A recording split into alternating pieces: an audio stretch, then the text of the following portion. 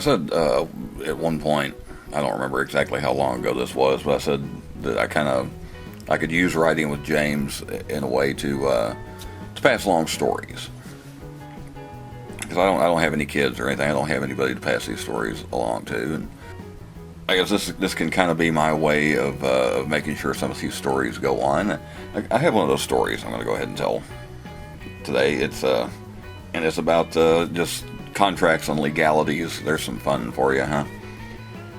There's a good time. It's funny now. It wasn't particularly funny at the time that all of this was going on. It's kind of frustrating, but back in 1984, I was still in school and everything, and of course I never had the mom, dad, and 2.5 kids and a dog kind of household. At the time, our household consisted of myself and my mother and my grandmother, which is her mother, and my uncle, my mother's brother, and a cousin that was living with us.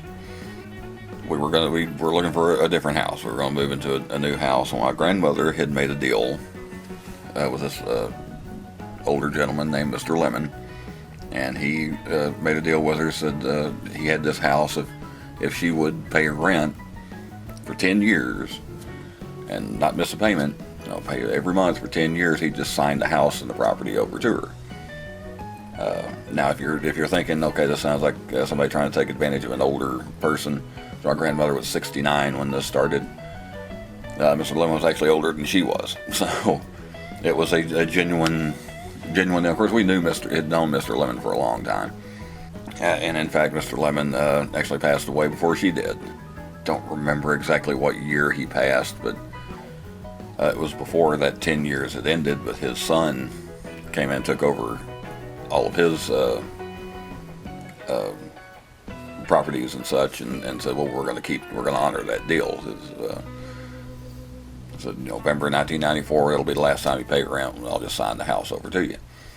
And that's what happened. In November 1994, she made the last payment, and he was going to sign the house over to her. And of course, by that time, she was 79, and she said she wanted to put the house in my mother and my uncle's name, just to avoid all the crap that would go on. Because she's 79 years old. She said, I may have a couple of years left. I may have 20 years left. I don't know. But just to avoid all the hassle later, I want to put it in their names.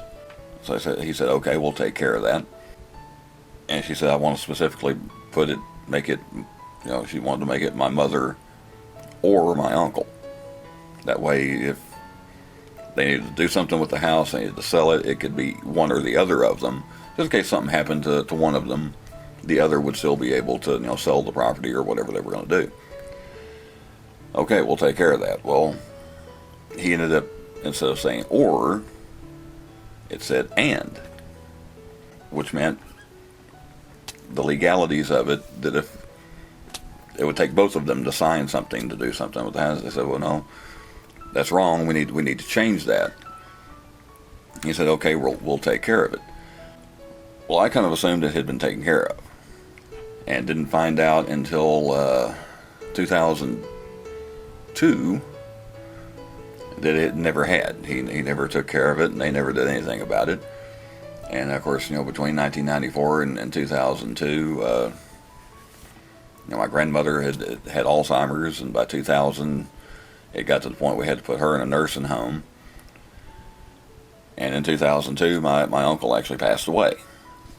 He had no will. We've never had enough to even worry about a will.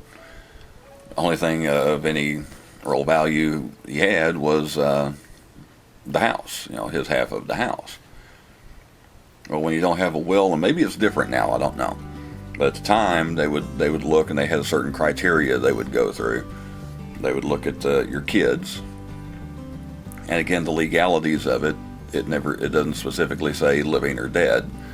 If you've had a child and they actually pass, then it would go to their estate.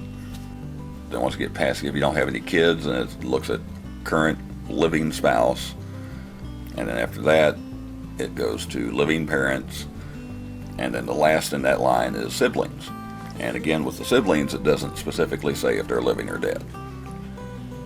Well, my uncle didn't have any kids, and he wasn't married, My grandfather had passed away years and years before. My grandmother, his mother, was still alive. She was well in the depths of Alzheimer's and had no idea what was going on, but she was still alive. And so his half of the house went to her. And in 2005, my grandmother passed away. Now's when it starts getting fun. My grandmother, again, they actually attempted like a living will when she first, but it was again legalities. We couldn't find she already had Alzheimer's, and so it was kind of tough to get anything completed legally because she was not of sound mind and body, and so on and so forth. And so we went through it with her. Okay, so they look at kids. Well, she had 6 kids. My mother owned half the house, and then got 1/6 of one half the house, and then 1/6 of one half the house went to my aunt and my 4 uncles. Now, of course, one uncle had already passed away, and so we had to go through it again with him. No kids, no wife, both parents are now gone. So siblings. Okay, 5 siblings.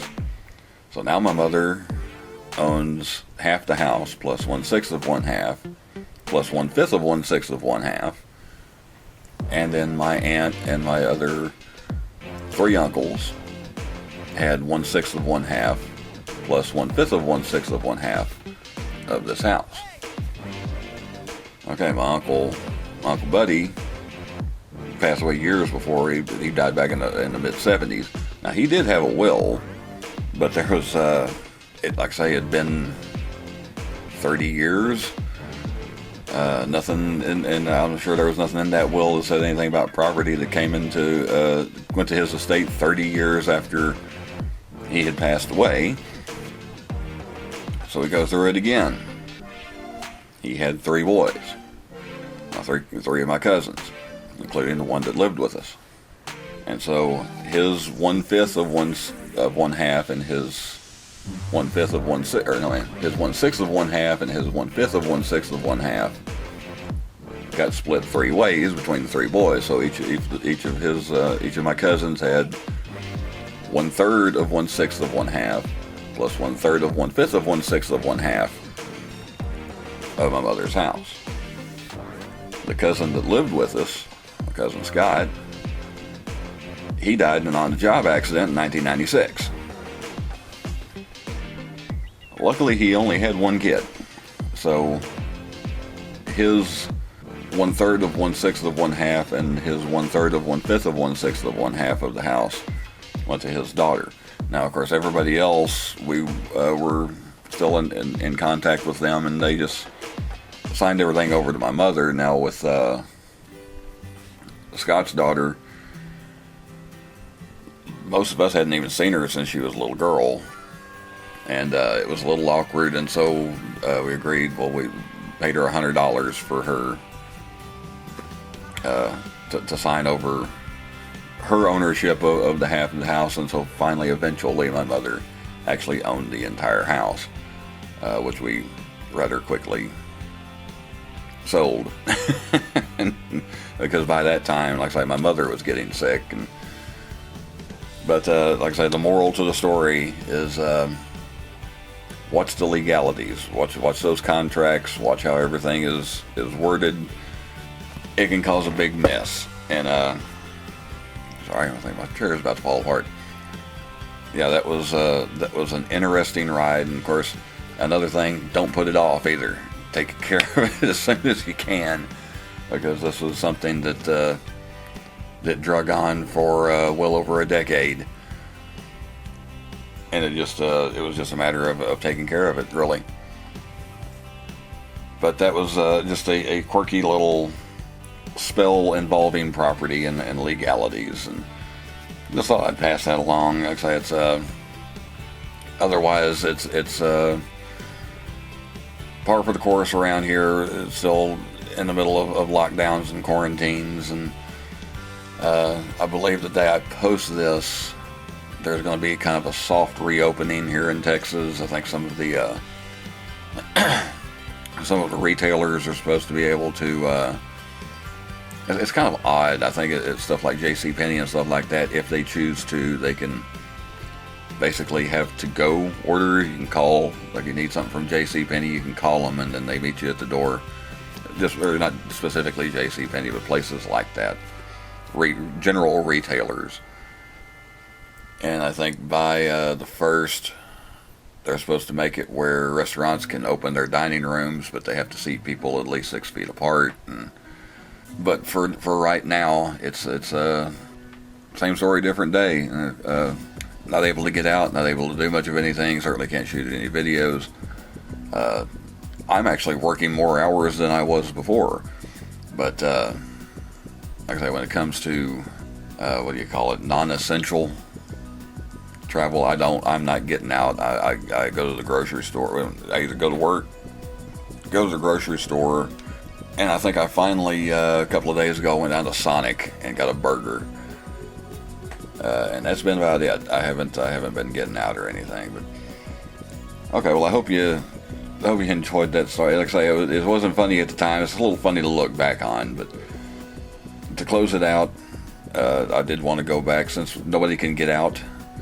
Thought maybe everybody would enjoy taking a look back at a video I shot probably at least a year ago.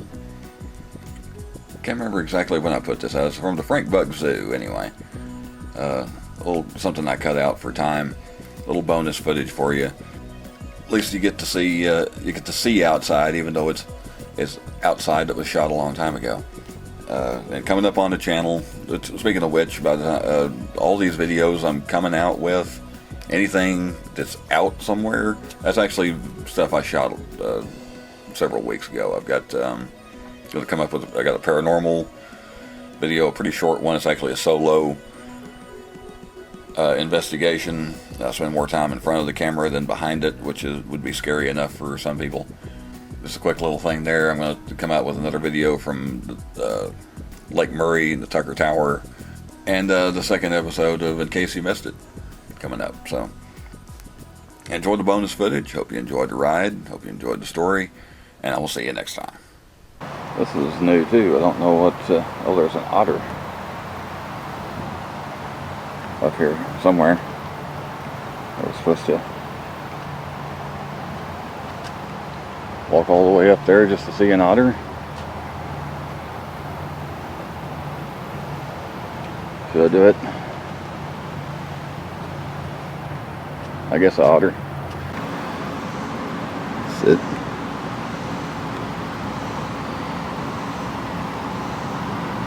Yeah, I apparently just picked the wrong time of day to come. They're all asleep. Or look like they're about to go to sleep.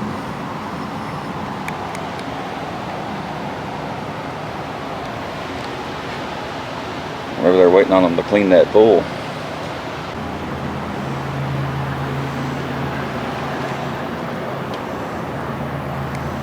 I guess I should not or have done that.